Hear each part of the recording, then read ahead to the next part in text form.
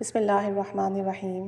الصلاۃ والسلام علیک یا سیدی یا رسول اللہ وعلی آلک و اصحابک یا نور اللہ، اللہم صلی علی محمد وعلی محمد۔ درود شریف پڑھیں، توجہ دھیان محبت سے پڑھیں، دل کی حاضری کے ساتھ پڑھیں، حضوری قلب کے ساتھ پڑھیں۔ ایسے پڑھیں جیسے کہ آپ درود پاک پڑھ رہے ہیں تو آپ کے جسم کا روح روح درود پاک پڑھ رہا ہے۔ درود پاک کی پھر وہ کامل برکات اور وہ آپ کو فیض ملے گا جو تصور اور گمان سے باہر ہے۔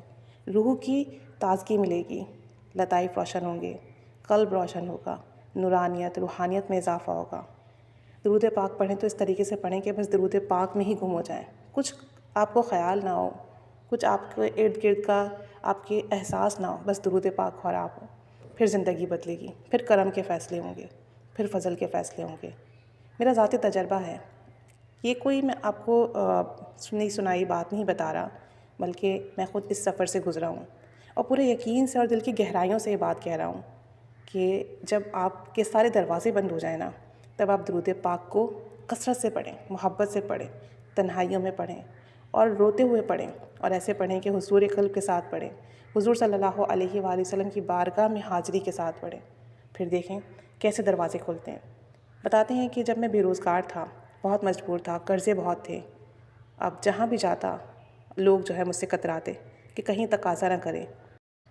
کہتے ہیں کہ ناکامی تو میرا مقدر بن گئی تھی، جو دروازہ کھٹکھٹاتا مایوسی ملتی۔ لوگوں کی نظریں، سوالات، احساس کمتری مجھے اندر ہی اندر مار رہے تھے۔ کئی بار دل چاہا سب چھوڑ دوں، لیکن ایک چیز جو دل میں تھی وہ باقی رہی، وہ تھا حضور صلی اللہ علیہ وآلہ وسلم کا نام اور محبت۔ اور اسی دوران مجھ پر درود پاک کی برکات کھلی، درود پاک کا اہتمام کرنا شروع کیا۔ احساس ہوا کہ یہ وہ در ہے جہاں سے کوئی خالی نہیں لوٹتا۔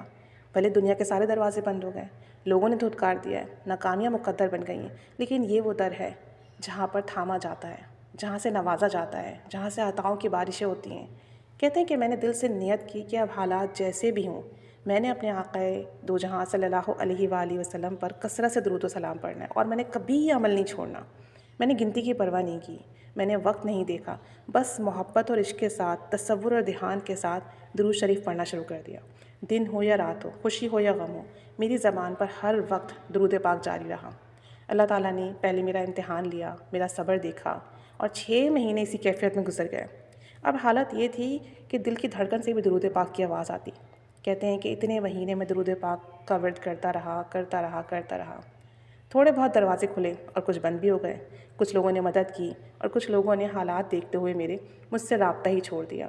کہتے ہیں کہ کبھی میرا دل ٹوٹتا، کبھی مجھے شکایت محسوس ہوتی، کبھی میں اللہ کے سامنے بیٹھ کے بہت روتا، بھکاری بن جاتا اور کہتا کہ یا اللہ میں کچھ نہیں، سب تو ہے، بس تیرے حبیب صلی اللہ علیہ وآلہ وسلم کا وسیلہ میرے پاس ہے۔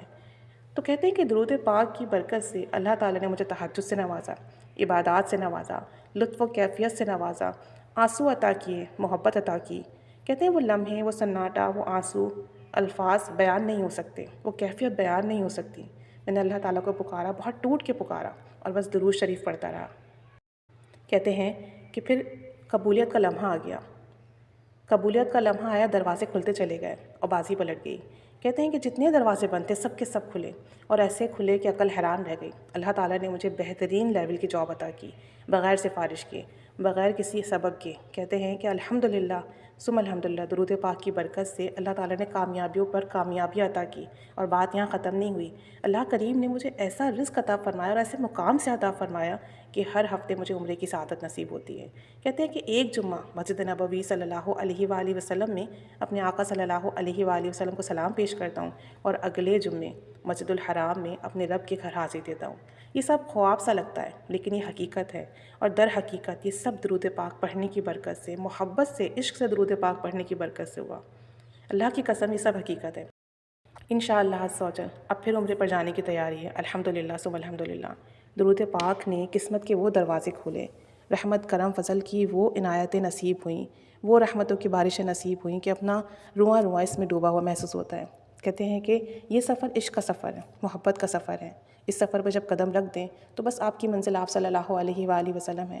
دنیاوی معاملات، رزق، صحت، مال، عزت، سب ملتا ہے، سب کچھ ملتا ہے، لیکن ایک بار جب آپ صلی اللہ علیہ وآلہ وسلم کا عشق مل جائے تو پھر غمان سے بڑھ کر ملتا ہے۔ درود شریف پڑھیے اور محبت سے پڑھیے، درود پاک میں ڈوب کر درود شریف پڑھیے، ایسے پڑھیے کہ درود پاک کے سوا کچھ یاد ہی نہ رہے۔ پھر آپ کی مقدر کے فیصلے ہوتے ہیں، تقدیر بدل دی جاتی ہے، کرم کی، رحمت کے، فضل کے دروازے کھلتے ہیں، اور جو آپ مانگ رہے ہوتے ہیں نا اس سے بہت بڑھ کر عطا ہوتا ہے، اور ایسا عطا ہوتا ہے کہ دنیا بھی حیران رہ جاتی ہے۔ درود شریف کو اپنا ساتھی بنائیے، اور ایسے بنائیے کہ اس کے بغیر ایک پل بھی آپ سے نہ رہا جائے۔ پھر دیکھیے کہ درود پاک آپ کو دنیا میں، دین میں، آخرت میں کیسے کیسے نوازے گا، کیسے کیسے عطاؤں کی بارشیں ہوں گی۔